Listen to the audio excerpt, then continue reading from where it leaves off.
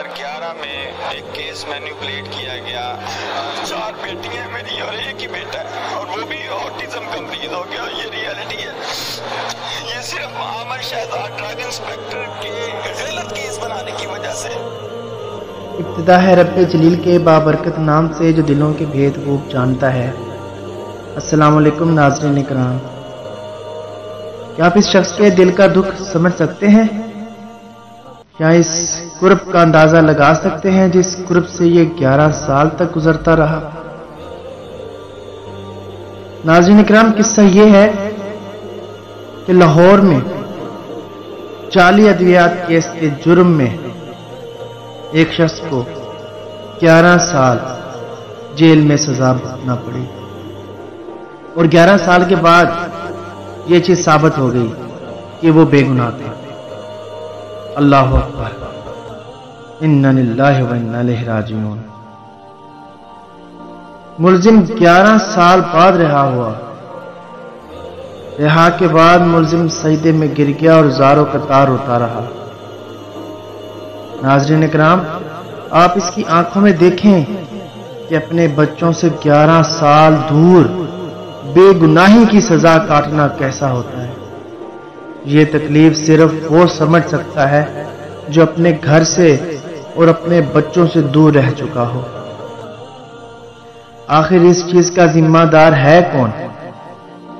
क्या वो drug inspector जिसने इस पर झूठा इल्जाम लगाकर इसे गिरफ्तार करवाया, या हमारी अदलिया कि जिसका कानून ही ऐसा है कि जहां बेगुनाह तो 11 साल जेल में पड़े सड़ते रहते हैं और जो असल मुजरिम होते हैं वो कानून से बाला होते हैं।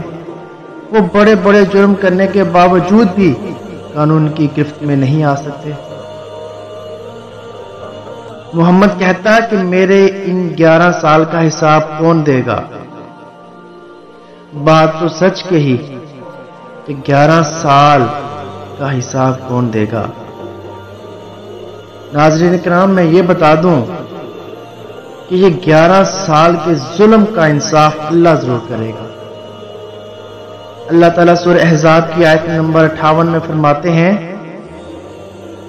और जो लोग मोमिन मर्दों और मोमिन औरतों को एज़ा दें बगैर किसी जुर्म के जो इनसे सरजद हुआ हो, वो बड़े ही बहतान और सरी गुनाह का बोझ उठाते हैं। ये आयत बहतान की तारीफ मुतय्यन कर देती है, यानी जो ऐब आदमी में ना हो या जो कसूर आदमी ने ना किया हो वो इसकी तरफ मंसूब कर दिया जाए। नबी सल्लल्लाहु अलैहि वसल्लम ने भी इसकी तसरीह फरमाई है। अबू दाऊद और तिर्मिज़ी की रिवायत है कि हुज़ूर सल्लल्लाहु अलैहि वसल्लम से पूछा कि गीबत क्या है। आप सल्लल्लाहु अलैहि वसल्लम ने फरमाया, तेरा अपने भाई का जिक्र इस तरह करना जो इसे नागवार हो। अर्ज किया गया, और अगर मेरे भाई में वो ऐब मौजूद हो? आप सल्लल्लाहु अलैहि वसल्लम ने फरमाया, अगर इसमें वो ऐब मौजूद है